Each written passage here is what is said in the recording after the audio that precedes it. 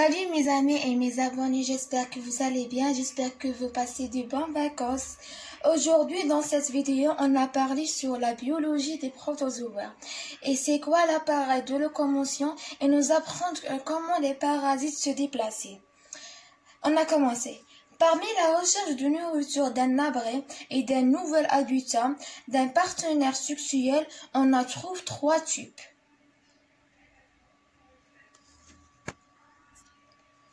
Le premier type, c'est les pseudopodes, al-arjul al-kadhiba, sont des extensions cytoplasmiques temporaires pour locomotion et la capture des proies, se rétractant pendant que d'autres se forment quatre formes. Ça veut dire هي عبارة عن حركة تكون على سطح الخلية وتقوم بالتقاط الفريسة والتراجع ويتشكل بعض آخر ليقوم بالمرة الثانية التقاط الفريسة والتراجع وهي كذلك. Il y a quatre formes. La première forme, c'est l'opopode, comme les amibes. Deuxième forme, c'est les phylopodes, l'éthiquement-bien et ils sont incapables d'anastomoser. Ça veut dire هي عندها القدرة باش دير إعادة التفريغ بشكل بطيء. Troisième forme, c'est la réticulopode, comme les foraminifères. La dernière forme, c'est les axopodes, comme les allozoaires. On a dépassé par le deuxième type. Deuxième type, c'est les flagelles, al-aswad, sont permettant en position fixe et ne sont efficaces qu'en milieu fluide. Active est une machine macromoléculaire permettant le mouvement, mais il est également aussi un couloir d'intense circulation énergétique. واش معنى هذو الاصوات؟ كما كتبوا لنا عندنا البكتيريا يجي عندها صوت واحد دائما يكونوا في وضع ثابت وين يكونوا في حركه نشطه، يكونوا في الوسط اللي يكون فيه لا ميديتي بزاف، يكونوا فيه نشيطين. وهي عباره عن آلة جزيئيه كبيره تسمح بالحركة لكنها أيضا ممر لدوران ناشئ، يعني تسمح للبكتيريا بها تقوم بالدوران في الموفمون تاعها. On a dépassé par le troisième type. Le dernier type, c'est les cils, الأهداب. Les cils هما par exemple عندنا une bactérie، ها هي. Les cils هما هادو الشعيرات الصغار اللي يجوا على سطح الخلية، على سطح البكتيري. يجوا على شكل سو فورم دو رونجي، يجوا هكا شعيرات رقاق ويجوا كامل دايرين على البكتيري. On la trouve sur toute la surface du corps ou localisée. نلقاوهم هكا كما قلنا كامل على سطح البكتيري. Ils ne sont efficaces qu'en milieu fluide، ما يكونوش نشيطين إلا في المكان الوسط الخاص بهم اللي هو لازم تكون فيه لا ميديتي. Il y a deux phases effectives et deux suivantes. يعني كاين زوج انواع تاع لي سيل.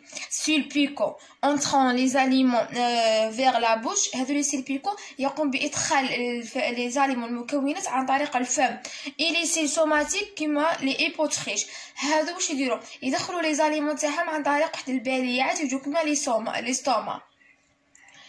D'accord, on a bon pour la première partie sur l'appareil de locomotion واش عرفنا فيها؟ عرفنا بلي كاينين 3 types اللي هما les pseudopodes الارجل الكاذبه، وكاين لي فلاجيل الاصوات، وكاين لي سيل الاهداب. واش قلنا على لي بسودوبود الارجل الكاذبه؟ قلنا بلي هي عباره هي تجي خارج الخليه وتقوم بالتقاط الفريسه وتتراجع ويتشكل واحد اخرين باش يلتقطوا الفريسه. فيها 4 فورم: لو بوبود كوم لي زاميب، فيلوبود، ريتيكولوبود اي لي زاكسوبود. ومن بعد عندنا لي فلاجيل اللي هما الاصوات، قلنا يكونوا في وضع ثابت ويكونوا نشيطين الا في الميليو اللي فيه لا ميديتي فلويد، يكونوا اكتيف فيه. وهما عبارة عن آلة جزيئية كبيرة تسمح للبكتيريا بالحركة والدوران في الوسط الخاص بها. وعندنا لو ديرني تيب اللي هما لي سيل الأهداب، يجوا كامل على سطح الخلية ويجوا عبارة عن شعيرات صغيرة وفيهم نوعين، سيل بيكو وسيل سوماتيك. داكوغ، سما دوكا فهمنا مليح. وكنروحو لا ديرنيير بارتي في البارتي تاع لي بروتوزوار اللي هي لا نوتريسيون، كيفية التغذية بالنسبة للطفيليات ولا لي بارازيت. في في la nutrition عندنا 6 étapes.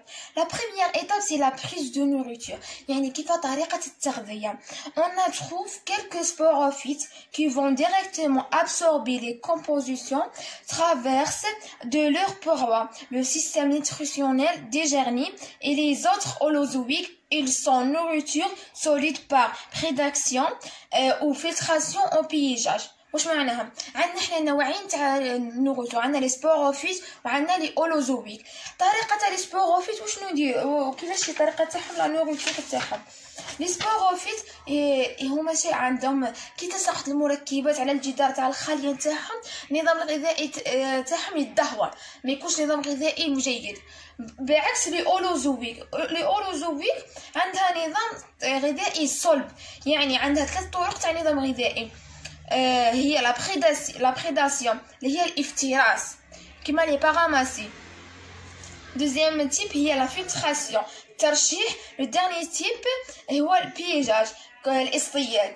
سما عندنا كنا 2 تيب سبوروفيت اولوزويك. لي سبوروفيت كي تسقط المركبات على الخليه على غشاء الخليه ما نظام غذائي تاعها يتدهور. بعكس لي اولوزويك عندها نظام غذائي صلب، عندها 3 طرق، عندها لا بريداسيون فلتراسيون بيجاج الافتراس الترشيح الاصطياد. ننتقلوا دوكا لا دوزيام تيب اللي هو لا ديجيستيون الهضم، خاصه بالجهاز الهضمي. نتعرفوا كيفاش يقوم بالهضم نتاع لي بروتوزوار.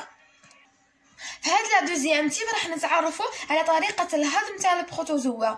La vacuole digestive est largement permettant la digestion intracellulaire, celle-ci dérivée du plasmolème, les enzymes digérant les éléments phagocytose. Il ne reste plus que les déchets non assimilables. واش معناها؟ هذه لا فاكيول ديجستيف هي فجوه خاصه بالجهاز الهضمي، هي فجوه هضميه تسمح باداره داخل الخلايا، وهي مشتقه من البلازما، حيث تهضم الانزيمات العناصر والبلعومه والبلعومه، وكل ما تبقى هو النفايات غير قابله للاشتقاق. سما هذه لا فاكيول ديجستيف هي فجوه هضميه تهاضمه سما تقوم باداره داخل الخليه، وهي مشتقه من البلازما. تهضم هذو الانزيمات تهضم هذو العناصر عن طريق الانزيمات والبلعومه، ومن بعد وكل ما يتبقى اللي غير قابل للاشتقاق هي نفايات ترميها.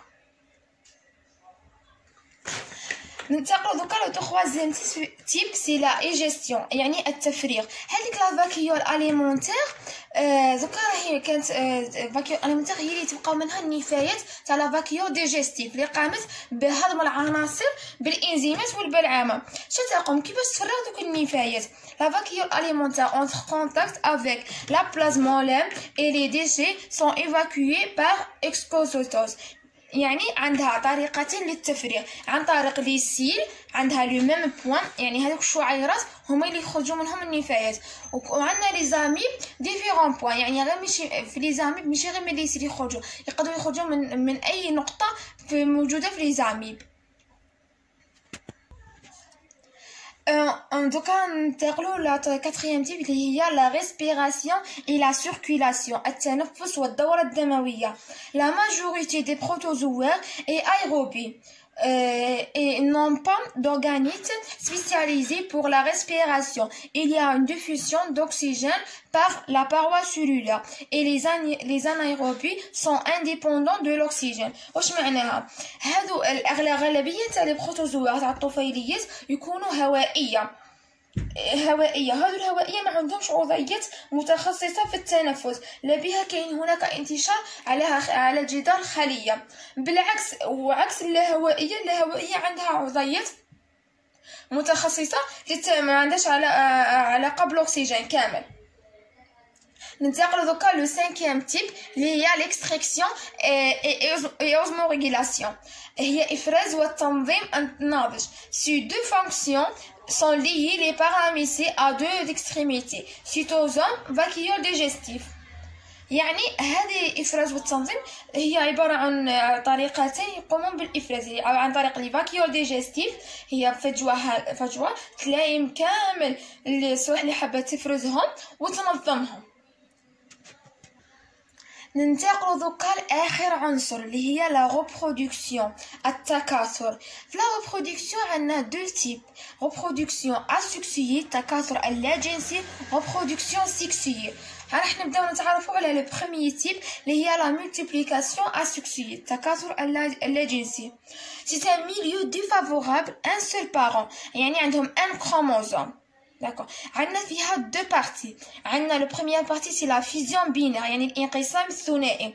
دوزيام بارتي سي لو بورجمون او لا جيرميني باريتي يعني التبرعم. نبداو نتعرفوا على لا بروميير بارتي سي لا فيزيون بينير.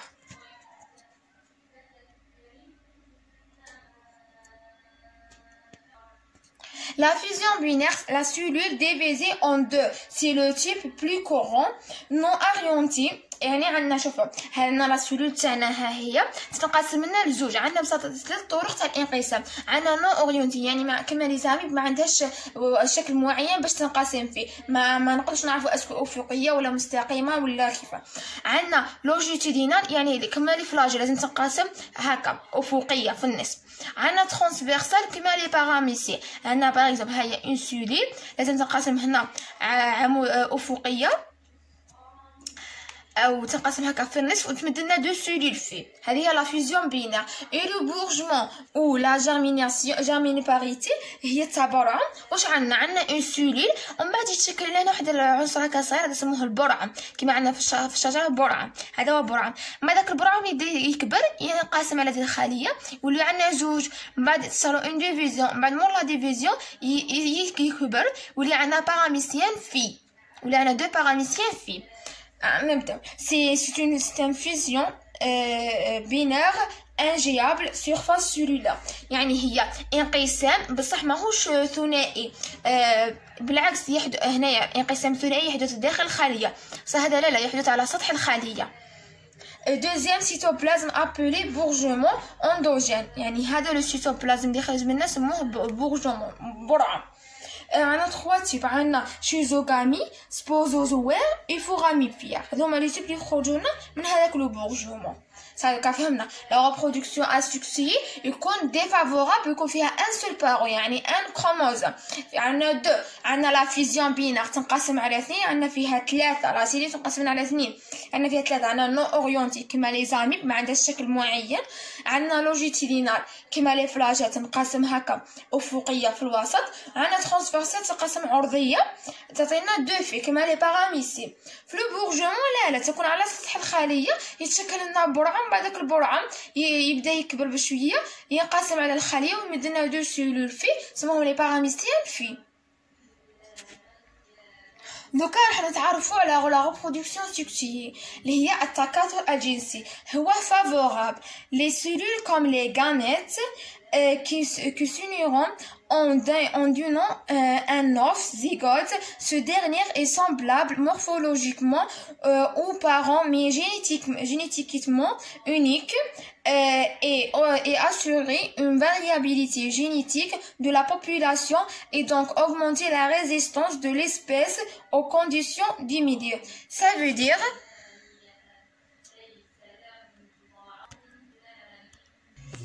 يعني عندنا بويضه لي غاميت وعندنا زيغوت. هذو لي غاميت وزيغوت يصرى التحام ما بيناتهم عن طريق لي بارون. واحد يدي المعلومات الوراثيه تاع الام واحد يدي المعلومات الوراثيه تاع الاب سواء جينيتيكمون سواء مورفولوجيكمون. تكون عندهم اون فاريابيليتي جينيتيك ويكون ما بيناتهم ريزيستانس توازن ويشكلوا لنا خليه. دوكا نتعرفوا على لي سيكل نتاع هادو لا ريبرودكسيون سيكسيي كيفاش يكونوا. Il y a 3 cycles importants. Le premier cycle هو les haplobiotiques. وشنو فيه phase haploïde et longue. Seul le zygote est à l'état diploïde. La réduction chromosomique est une immédiate. واش معناها؟ يعني يكون عندنا غير لي زيغوت ما تكونش عندنا لا غاميت. haploïde يعني فيها ان وحده ان كروموزوم. هذيك لا phase haploïde تكون فيها لو زيغوت فقط هو اللي يدير لا ريدكسيون دو كروموزوم et la est une immédiate. داكوغ. ها هي واش عندنا هاي لا فيكونداسيون تكون كبيره. عندنا لا ميتوز تكون لا ميوز تكون كبيره على فيكونداسيون باسكو لا ميوز فيها لو زيغوت مي لا فيكونداسيون فيها لي غاميت. كننتقلوا للدوزيام سيكل اللي هو ابلو ديبلو بيوتينيك، يعني فيه زوج، فيه لي غاميت ولي زيغوت. Il y a alternance phase haploïde et diploïde. Haploïde هي les zygotes ou diploïde هي les gamètes. De même durée, la méiose a lieu à la fin de la vie. L'organisme diploïde est عندنا Euphidium crimizium et foraminifera. عندنا شوفوا في هاد لا بارتي قلنا عندنا ابلويد وديبلويد، يعني عندنا لو زيغوت ولي غاميت كيف تسمى المرحله تاع لا ميوز ولا فيكونداسيون يكونوا متساويين. دوكا ننتقلوا لو ديرنيير سيكل هي ديبلو بيوتينيك، يعني فيها غير ديبلو، يعني فيها غير لي غاميت. Les individus sont diploïdes. La méiose intermédiaire lors de la gamète ou pendant la rencontre des individus chez les ciliés. يعني هادو لي زانديفيدي اللي ينقسموا لنا في لا ميوز يكونوا تابعين كامل لي غاميت. لهنا واش صرا؟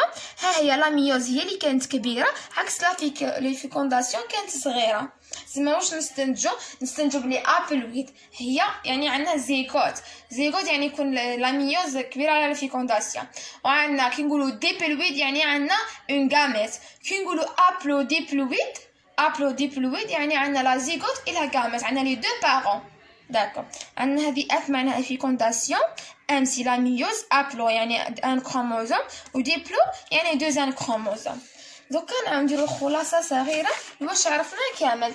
هنايا تعرفنا على لا بيولوجي دي بروتوزوا. واش حكينا في لا بيولوجي دي بروتوزوا؟